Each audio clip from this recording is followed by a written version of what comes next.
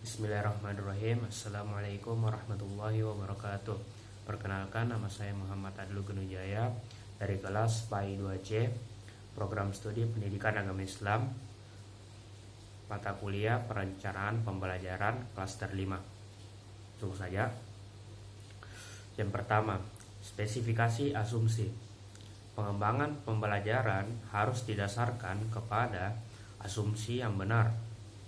Misalnya, belajar akan menjadi lebih bermakna jika siswa mengalami sendiri apa yang dipelajarinya. Siswa akan belajar dengan baik apabila mereka memahami apa yang mereka pelajari berhubungan dengan apa yang telah mereka ketahui. Ini merupakan filosofi belajar secara konstruktivisme. 2. Mengidentifikasi kompetensi penyusunan. Rencana pembelajaran perlu memperhatikan kompetensi dasar yang akan diajarkan. Cakupan dan keluasan kompetensi dasar digunakan jaringan topik atau tema atau konsep. Ketika cakupan materi dalam kompetensi dasar terlalu luas, perlu dijabarkan dalam lebih dari satu pembelajaran. Kompetensi harus dijabarkan secara khusus dan telah divalidasi serta dites sejauh mana kontribusinya terhadap keberhasilan dan efektivitas mengajar. Identifikasi kompetensi dapat dilakukan melalui analisis tugas atau task analysis dan sebagainya. Yang ketiga, menggambarkan kompetensi secara spesifik. Spesifikasi kompetensi biasanya lebih khusus, dapat diamati dan lebih operasional. Yang keempat, menentukan kriteria jenis asesmen. Langkah ini ditempuh guna mengukur ketercapaian kompetensi, dan ini sangat penting dalam pengembangan pembelajaran karena ketersediaan alternatif penilaian yang disiapkan oleh guru menunjukkan kesiapan guru dalam melaksanakan proses pembelajaran. Yang kelima, pengelompokan tujuan dan penyusunan tujuan pembelajaran. Pengelompokan tujuan merupakan deskripsi logis dari program yang di dalamnya memuat kompetensi minimal. Yang keenam, desain strategi pembelajaran. Desain ini dibuat sesuai dengan kompetensi yang telah dirumuskan dan dikembangkan setelah kompetensi.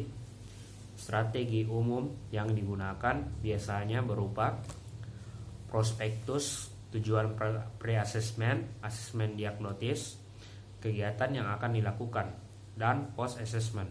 Yang ketujuh, mengorganisasikan sistem pengelompokan sistem. Pengelolaan dalam lebih bersifat individual sesuai dengan kebutuhan siswa, yang dalam implementasinya memerlukan layanan multidisipliner dan mengutamakan suasana real atau field setting. Yang kedelapan, melaksanakan uji coba program-program yang telah dibuat. Hendaknya dilakukan uji coba dengan tujuan untuk mengevaluasi efektivitas strategi instruksional atau tuntutan program, ketepatan alat atau jenis penilaian yang digunakan, dan efektivitas sistem pengelolaan. Yang kesembilan, menilai desain pembelajaran. Terdapat 4 aspek penting dalam menilai desain pembelajaran, antara lain: A. Validasi tujuan, B. Tingkat kriteria dan bentuk asesmen, C. Sistem instruction, dan D. Pelaksanaan dan pengelolaan sesuai dengan tujuan. Penilaian hendaknya dilakukan seawal mungkin. Kontinuitas sebab merupakan bagian integral dalam pengembangan program. Yang ke-10, memperbaiki program perbaikan. Program hendaknya dilaksanakan berdasarkan umpan balik dari pengalaman belajar yang telah dimiliki oleh setiap siswa dan guru. Pengembangan rencana pembelajaran berdasarkan kurikulum 2024 adalah berupa silabus. Pengembangannya dilakukan oleh guru dengan memperhatikan beberapa aspek penting sebagai berikut. Yang pertama, A. Pengertian silabus. B. Isi silabus. C. Manfaat silabus. D. Prinsip pengembangan silabus. E. Langkah pengembangan silabus. Dalam kurikulum 2004, yang dimaksud dengan silabus adalah seperangkat rencana dengan pengaturan kegiatan pembelajaran, pengelolaan kelas, dan penilaian hasil belajar.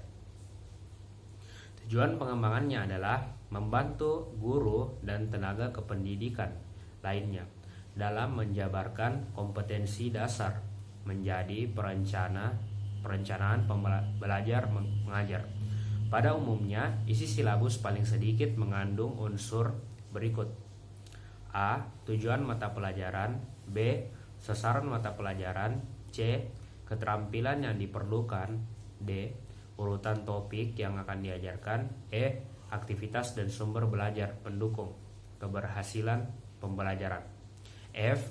Teknik evaluasi yang digunakan. Prinsip yang mendasari pengembangan silabus harus memiliki kriteria berikut ini. Ilmiah, memperhatikan pengembangan kebutuhan siswa, sistematis, relevansi, konsisten, dan kecukupan. Semua materi yang akan diberikan kepada siswa harus memenuhi kebenaran ilmiah materi dalam silabus. Harus disesuaikan dengan tingkat perkembangan fisik dan psikologis anak. Sistematika silabus mengacu kepada komponen pokok. Silabus berupa standar kompetensi, indikator, dan materi pembelajaran. Langkah pengembangan silabus berbasis kompetensi terdiri atas 7 langkah utama, sebagaimana tercantum dalam pokok pedoman umum pengembangan silabus Depdiknas tahun 2004, yaitu 1. Penulisan identitas mata pelajaran. 2. Perumusan standar kompetensi. Ketiga, penentuan kompetensi dasar. 4. Penentuan materi pokok dan uraiannya. Kelima, penentuan pengalaman belajar. 6. Penentuan alokasi waktu. Ketujuh, penentuan sumber dan bahan pembelajaran. Itu saja tadi materi yang telah saya sampaikan. Lebih dan kurangnya mohon dimaafkan. Wabillahi taufiq wal hidayah. Wassalamualaikum warahmatullahi wabarakatuh.